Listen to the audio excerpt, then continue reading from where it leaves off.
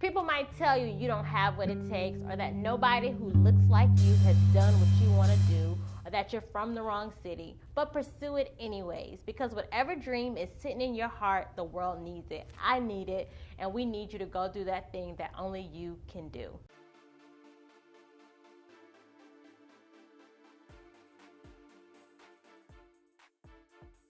Hey everyone, it's Neffy Anderson here with a brand new episode of The Path Less Traveled, a web series spotlighting millennial entrepreneurs who successfully turn their passions into lucrative careers. Today's guest is life, relationship, and career coach, Charreah Jackson. Now let me give you the rundown on baby girl, okay? Charreah is most known for being the lifestyle and relationships editor for Essence magazine, but also she is the founder of bossbride.com, a website that empowers women to be phenomenal in all aspects of their lives. Now, here at Essence, because that's what we're shooting from today, she is responsible for providing content that educates and empowers the brand's audience. Get this, come a little close. The brand's audience of over 13 million men and women on career, love, and everything in between.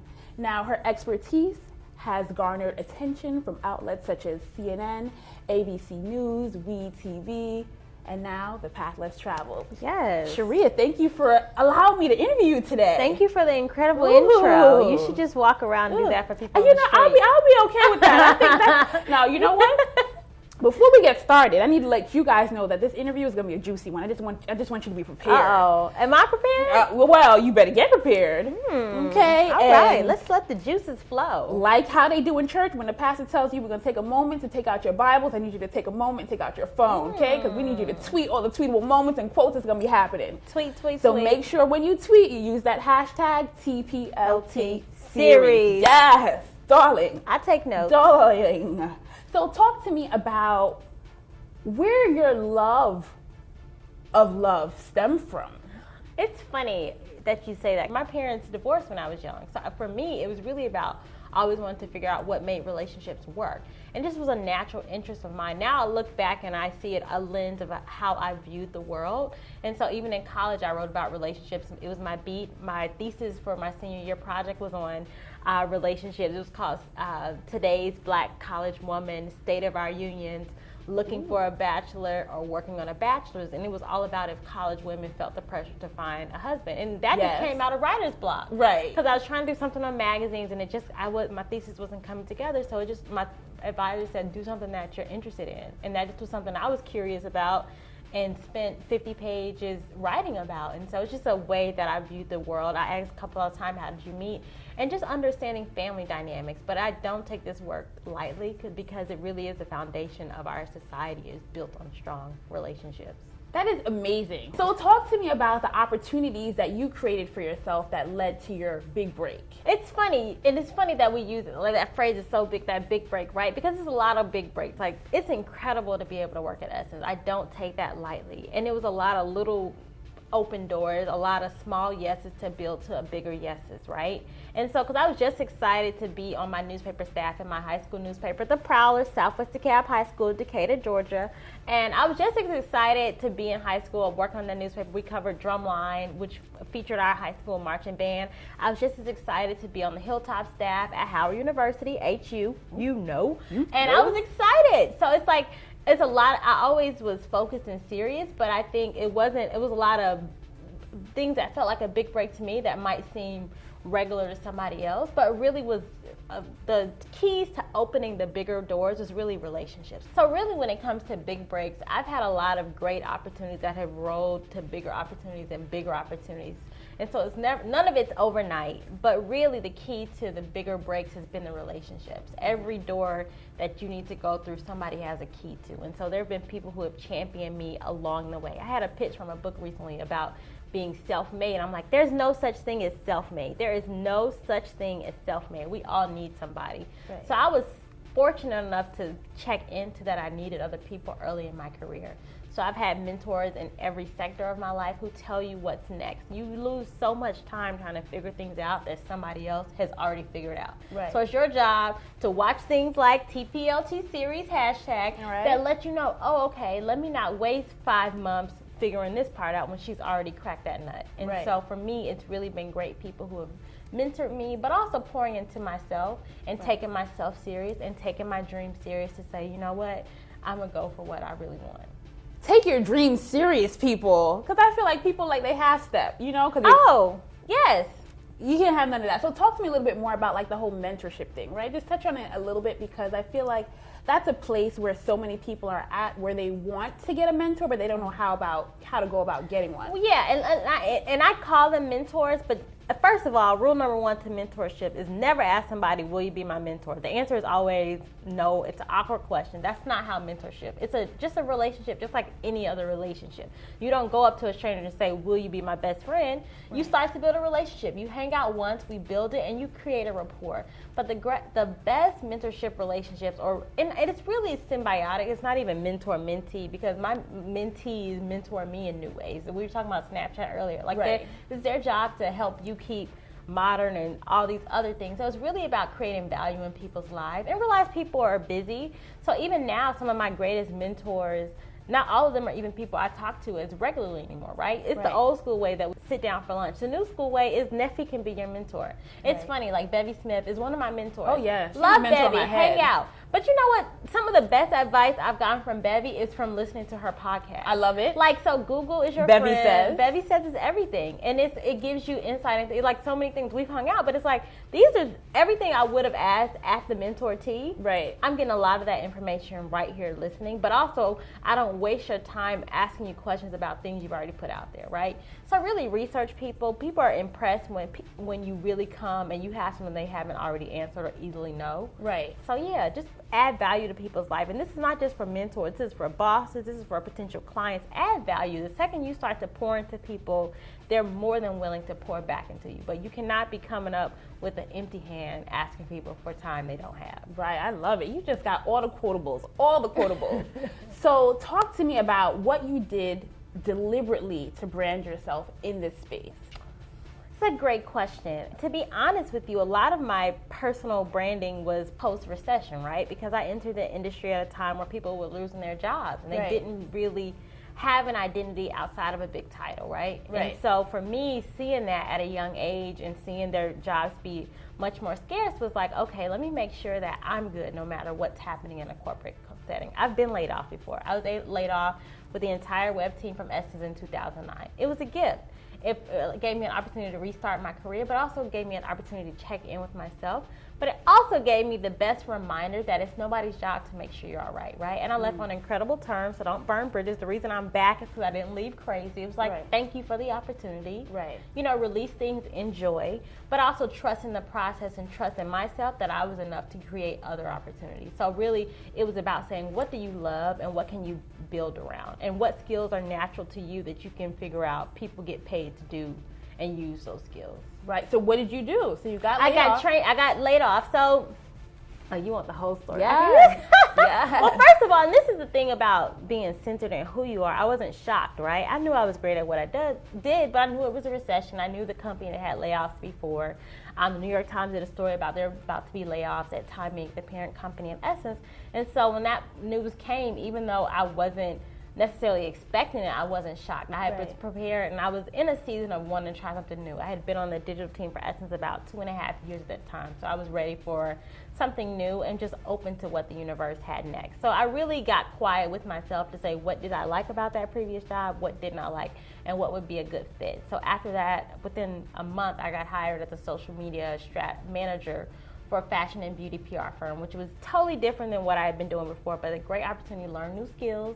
And it's also, I tell this to a lot of entrepreneurs and people who are so passionate and know what they want to do, don't be afraid of a bridge job. That job was incredible. It was my bridge job, an opportunity not to work crazy hours, just to get clear on who I was and what I needed. The lights were paid, and I could like really start to do more financially. Right. And so at that time I started a business. One of the things I realized what I loved most while I was at Essence was managing the relationship content. Okay. So it was during that time that I really focused in on relationships, and I started a business, I started coaching, and really one thing built on the other, right? I had this book project idea. I was like 25, and I wanted to write a book about relationships for college students because I felt like that was a market that didn't have a lot of information. And I joined this writers group, and one of the first things in the writers group, one of my members, and these are people who are nothing like me, right? I was the only black person in this writers group. Right. And here I am, this 25-year-old, like, I want to write a book about relationships. They're like, this proposal sounds great. Why would anybody listen to you? Right. So that was the motivation to get the certification, was that question. Why would they listen to you? No shade, just a great question. Why would they? And so I wanted to have a stronger answer every time. Right. And so I really invested in myself. So I spent my vacation days at marriage conferences, learning, and really just building that answer to say, here's why you listen to me. And unbeknownst to me, you know, 2 years into that job, Demetria, who's a friend of mine, left Essence. Hey, I'm leaving. Okay, I applied for a job. At that point, I've been doing relationship coaching for a year. I've written about it in other publications. And so I didn't realize all these things were building for me to be the perfect candidate to then apply for the relationships editor job. But had I waited for the job to open to say, oh, I'm interested, I would not have been an ideal candidate for the job. Ooh, so sometimes you got to get ready before the opportunity comes. You can't wait for the door to open and trying to put your shoes on. You got to be, it's time to go. Preach. I'm about to pass around the offering plate in a minute. So talk to me about one thing that most people don't know about your journey to where you are today. It's funny. Well, if this were maybe 2 years ago, I would say I'm a cancer survivor, but I've since written about that in the pages of Essence back there. And so, yeah, when I was in college, I was 19. I was diagnosed with Hodgkin's lymphoma, which is cancer of the lymph nodes.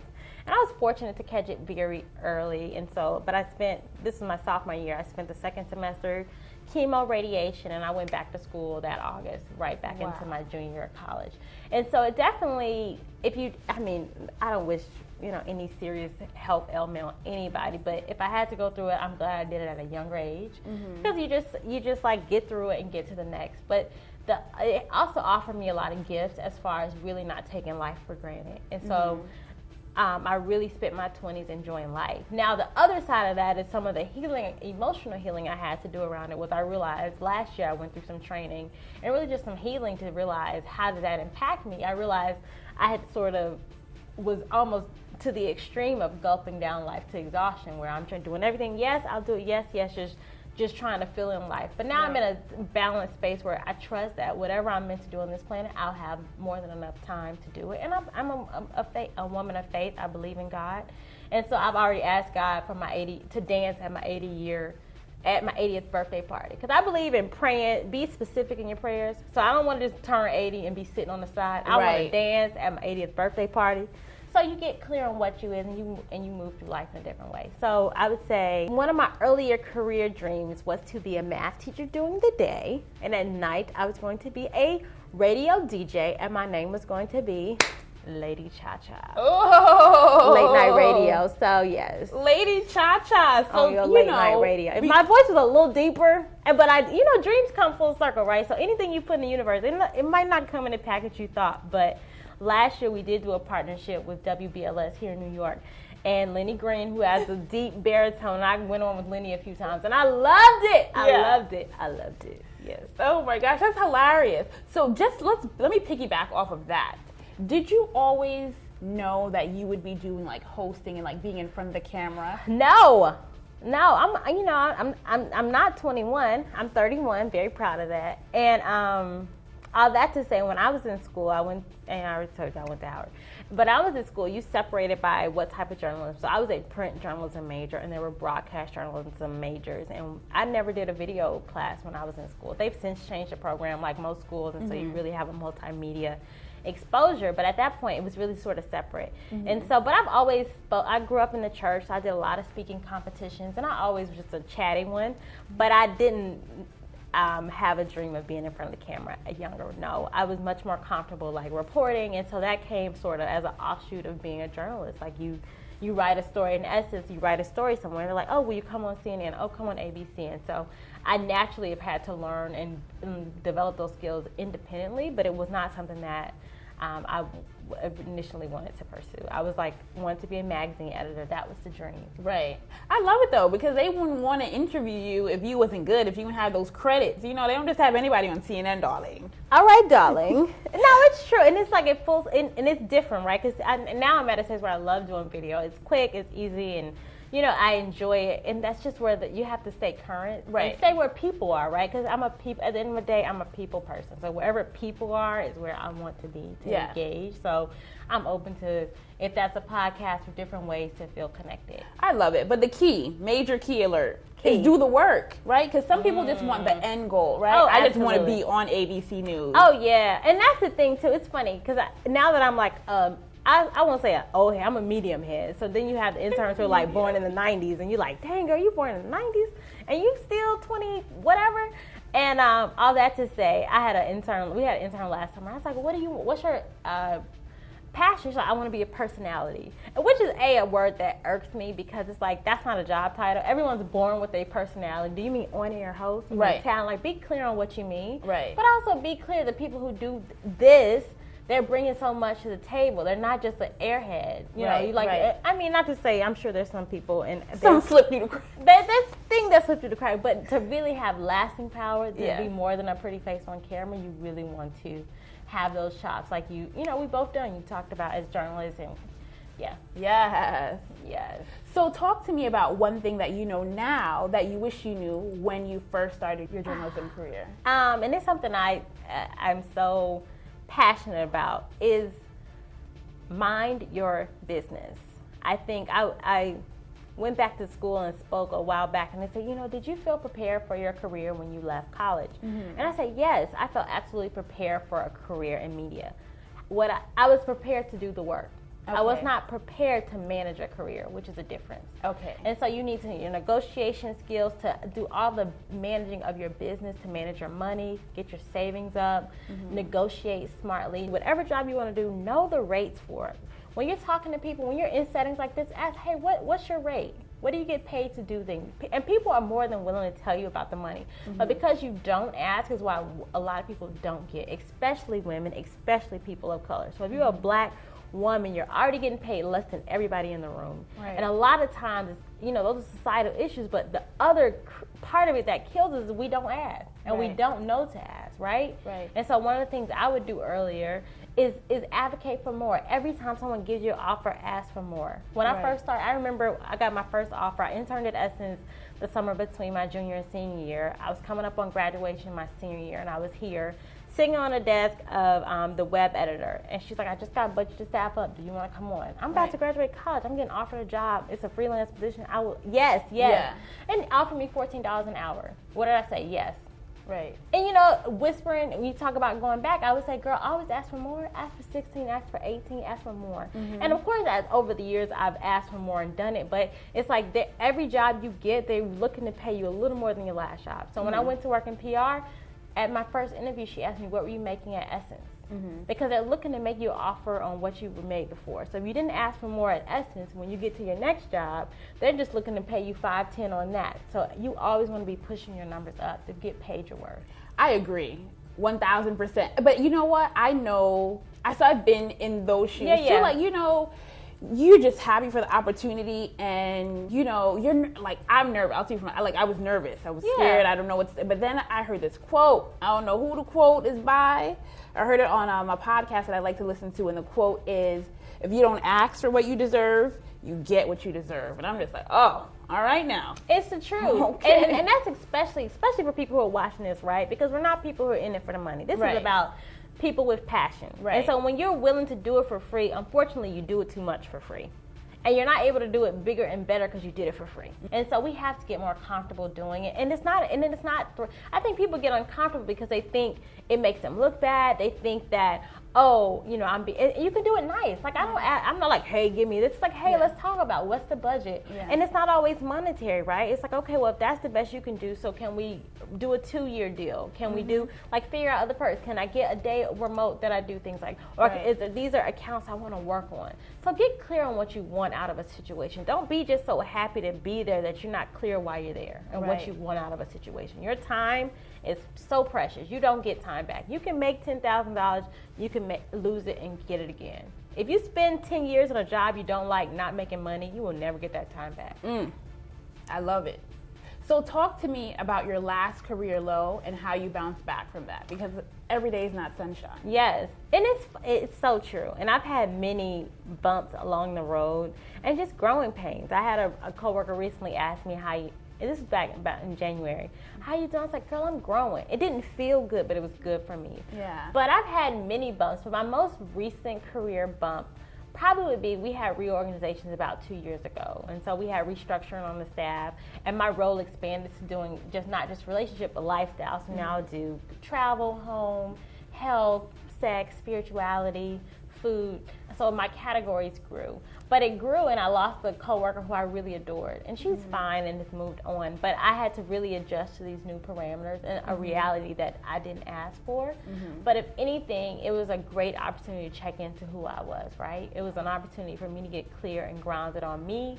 What do you really want out of life? What's most important to you out of life? So sometimes when you feel like the ground is moving beneath you and it doesn't feel steady, it's an invaluable opportunity to get clear on who am I now. Because a lot of times, especially for dreamers, you have this big dream and you go and you're so focused in the dream. But sometimes you got to come out of it and look up and say, okay, you know, the dream I had at 17, I'm 31 now. Is that the same? What are your dreams now? Who are you now? And so it didn't feel good to go through that experience of really reimagining who I was and what I wanted next. But it was definitely a gift in some sandpaper. Ooh, a gift and some. That's my first time hearing that. Really? Yeah. I'm an auntie girl. That's something your grandma said. So talk to me about how you are strategically using social media to help you get to the next stage in your career or to further develop your brand. You know, it's such a compliment in that question because it implies that I'm strategically using social media. Yes. Which I feel like I'm sometimes on the struggle bus. But I do enough. And that's the thing, too, because yes, I started to beat myself up, but really, if you do one thing a day towards your dreams, one thing a day to connect yourself, over time it has like really evolved. But one critical thing, especially for people in traditional media companies, I have a lot of friends who are bloggers. So sometimes there's that friction of, oh, I'm a journalist, I'm a real journalist, I don't hang with bloggers. What? We're all in the same, you know, I don't separate. And the audience just sees content. But a lot of times bloggers are so used to being one-woman shots that they work differently. And so my blogger friends tell me the new apps to have on my phone. They tell me what to add to your Twitter so it automatically will tweet for you. And so really using a lot of tools and analytics is what I do. But it's just a great way to stay connected with people. I'm fortunate. I'm a millennial, but I'm an older millennial. But I started at Facebook in college. So I've sort of always been naturally kind of used to what's new and what's next. And here, let me tell you, you want to be an early adapter. So we talked about Snap. I'm kind of inconsistent with Snapchat, but I'm on there and I'm watching because I know that's where the younger audience is. And I'm on new sites, and so I just signed up for maybe months ago. I signed up for this site called Contently, and it's for my journalist people out there because I just got an email last week like, hey, we have they actually will partner you with brands, and you can write posts or content, and you'll get paid. It's like journalist freelance. Oh wow, gigs. Hello job. But I didn't sign up for Contently, even aware that there would be a time when they would say, hey, we want to pay you to write. But just really being present on what's new and now will really just keep you present. So I do love social media. I love Periscope. I'm not as consistent as I would like to be, but I am, you know, I try to make it a part of what I do. All right, drop your social media handles one time. Tell the people where they can follow you at. And it's funny. I got a pretty name, but it ain't always easy to spell. CHARREAH at Charreah across platforms: Periscope, Snapchat, Instagram, Twitter. I love it all. And since we're talking about social media, I think now is a great time for us to go and take your questions. So, you know, we love the fans. Can't leave you guys out. And we posted a question on social. Somebody better ask a question. To see what you guys want to know. Okay, so Paulana Lamoniere. Yeah, she has a book out. She would like to know, what did you do to stand out among your colleagues and become an editor at Essence? And I love this.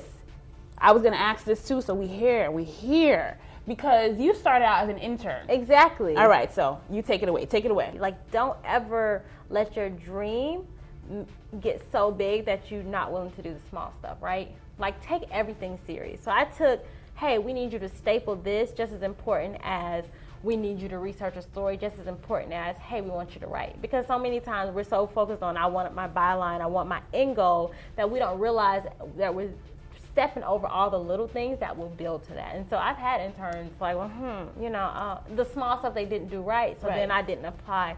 I give them the bigger stuff. If I can't trust you to do the small stuff right, I won't trust you with the big stuff. But really, it was, I give all credit to, God, but also to being a hustler. But really staying connected, it really all goes back to relationships. I mentioned I've been an editor at Essence twice. This is my second. I'm a boomerang. We have a lot of them here. And both times that I've been hired here, the job was never posted online. It was from somebody saying, hey, we're staffing up. Hey, this, we've left, we want to bring you in. So had I waited for just Media Bistro to post about this job, I wouldn't be sitting here talking to you. And so you really do want to stay connected with people, but have something to actually say. So I sent links, here's what I'm up to, here's what's going on, here's what I think you're interested in. It really goes back to your ability to stay connected with people, but also it's keeping your skills sharp. If you're not getting the small stuff right, people won't trust you with the bigger stuff. Ooh, I love it.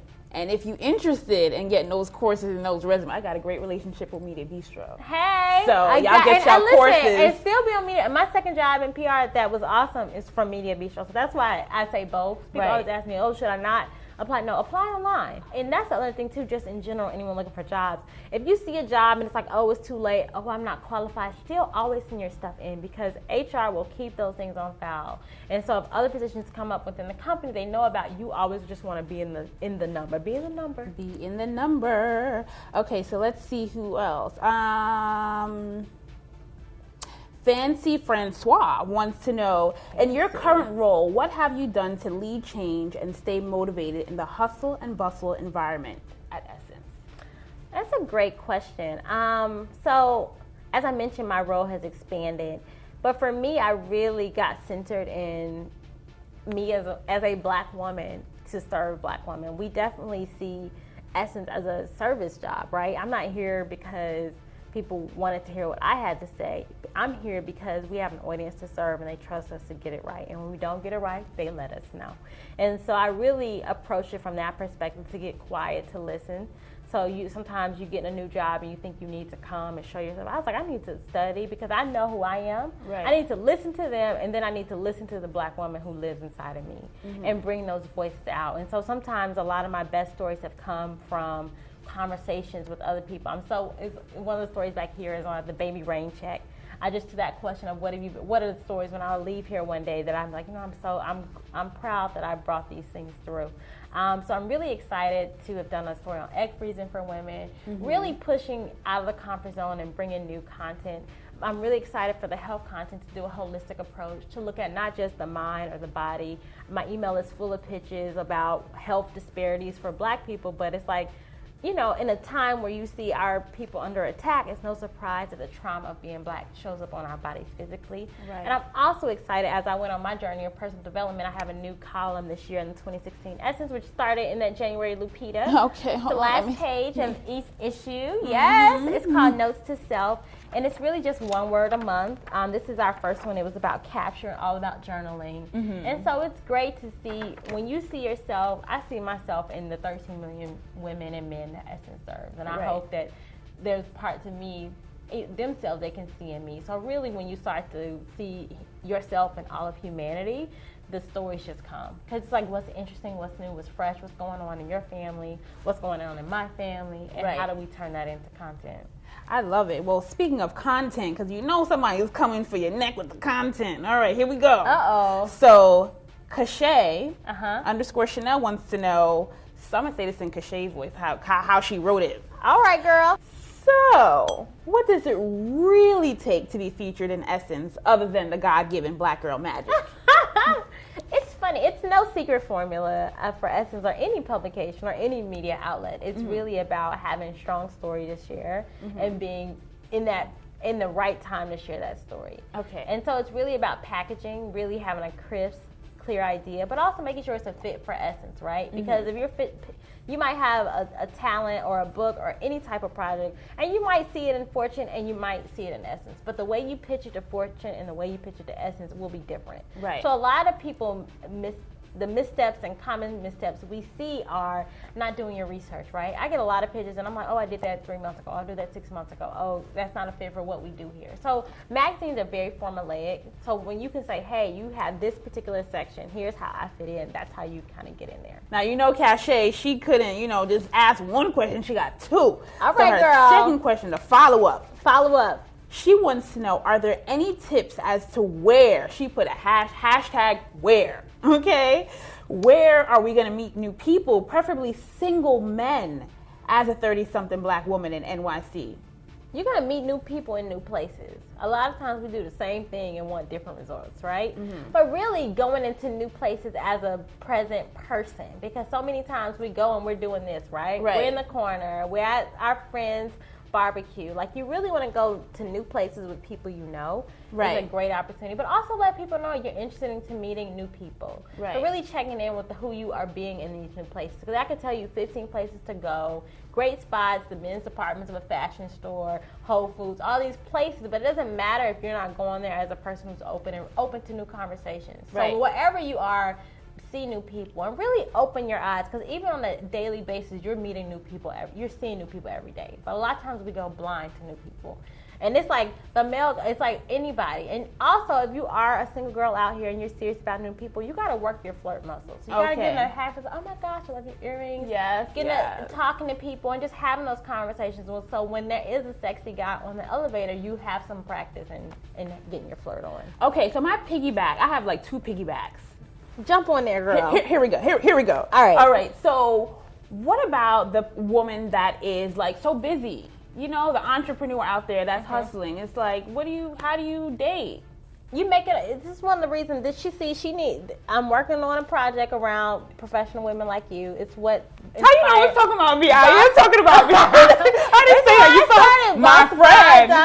I'm asking for my friend. It's a whole generation of us. Asking for my friend. You are not even for your friend and the millions of women like her, right? Because we're a new generation of women who have more professional opportunities than any women before us. So not even to your friend. Yeah. But really, it has to be a priority. Get clear. What does 45 look like? Yeah. What does 55 look like? Do you see a life partner in that picture? Yeah. So then we see it. I see it. My friend is me. I'm saying, but the same way, you didn't just end up here interviewing me, right? Yeah. You put energy in and you made it a priority, and it happened, right? Yeah. And a lot of times when it comes to our personal life, we just think it'll work itself out, and we wake up. And this is Boss Bride got started. I remember I started my career. I was 22 starting out. And I remember a senior level executive who was a mentor of mine calling me in her office. And she's like, Charreah, like, don't just waste your 20s. Like, if you want to have, and she told me straight up, have a lot of sex. And I was just like, oh my God, this is so awkward. But I just like, you can't even respond. Yeah. But then have fun and get serious and find somebody. Like, it was her way of looking at her younger self to say, don't think it just will happen. Right. And people get uncomfortable and they're like, oh man, but it's like, make it a priority. Right. Put energy into yourself, but generate space where there is room for love in your life. Right. Because we can make, especially in a city like New York, you will fill your life up with so many things. Right. But if you really want to have a companion in your life, make that a priority and know that it's possible. Like, I think one of the reasons too, a lot of women lean on career because we feel like it's more stable. I know that if I put this in, I'll get this out. But have the same faith and love that if you put love in, it will come back to you. So what are your tips on dating? Because I'm a horrible date. I don't know how to date. I can't, the juggling doesn't work for me. I don't know. What tips do you have on dating? Be genuine to who you are, right? Because I'm not, I don't do those, here's what to wear on a first date and all that kind of stuff, because that's just the fluff stuff. Yeah, no. Like, it's about be present on who you are. But like, get the date. My default is no. Well, then that's part of why you closed. Well, because I know what I want. I feel like I don't need to go on a date to know whether or not I like you. It's like I talk to you for, a moment and like, I pick up whatever. So, and for someone like you who's like, okay, because it sounds like I'm just not meeting the type of guy who I want to go on a date on. So that's when you have to expand your dating pool. Especially for a lot of women who work in media, who follow their passions, and you're going on these passions where you're not meeting a lot of guys who have that same journey. So you have to be more conscious of saying yes to things outside of your comfort zone, that outside of a networking event, that are solely for, I'm going to this pool party, I'm going to this cigar, whatever that thing is, will have more the type of person I'm looking to meet. So you have to really put a strategy and energy together just to be present. I mean, don't do things you're not interested in, but figure out what are things that I would like to do with my potential partner, and let me go there, because he might be there waiting on me. But if I'm sitting here editing video all night, girl. Yes. All right, I'm going to get bae. I'm going to get bae. And it's like not even going to get, more importantly than all of that is really being in a space of love, right? Because so many often, I'm one of those women too who talks about how being present to who you are and just not even thinking about it, how love will show up. But you want to be in a space where you can see it when it show up. You want to be in a space where you can receive love into your life. Right. And so really letting go of anything that's negative and creating more positive experience and examples of love. And if you are single, have some close friends who are in relationships you admire, because they will normalize it for you. But if you're only single and only hanging out with other single people, then you're not even getting that energy and conversation. You've not normalized being in a healthy relationship in your immediate circle. So now that I'm somebody who's like planning for the next chapter, and me and Bae are getting ready for marriage and those things, I talk more with my married friends, because I'm like, okay, I've not been a wife before, so I want to get clear and normalize that experience for myself. I love it. So in my head, I'm just like, I love Essence, I love Boss Bride, but I need this on a book. In a book, and I know that you're working on one, so come on, give me the deets. Oh my gosh, girl. So I mean, I have a literary agent. She look at that smile though. Look at she's cheesing. That's a smile of excitement and pure terror. Because when you step outside of your comfort zone, it's scary. Yeah, it's scary, but it's so fun. Just to trust the process. So we're shopping and we have interest from a few publishers, and so hopefully I'll have some details by summer to tell you about. Okay, so the book is going to be on love and career.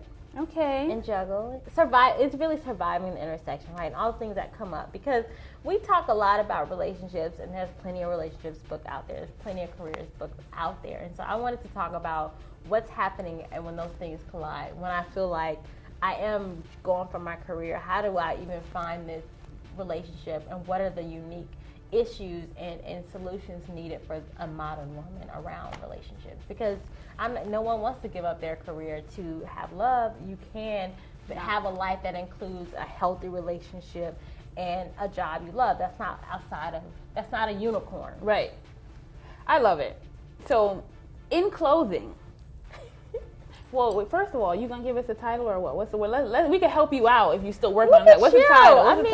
You work with I have my ideas. We'll see what the publisher decides. Come on, we can help give the publisher like a push. Like, I think you should really go with. Look at you. I've already given you plenty. Okay. This is the most I have told anyone. All right. I'm being greedy, but I can't help it. You are greedy. I'm doing it for the people watching. I'll give you exclusive. All right, part 2. I got it on camera. Part 2. We're just talking love and career all day, and how we navigate love and career all day. And how professional women can discover lasting love as well. Yes, because I will always choose. That's my thing. I'm like, it's like a man or my career. And the career always wins. I know. Okay. X the or. No more or. And.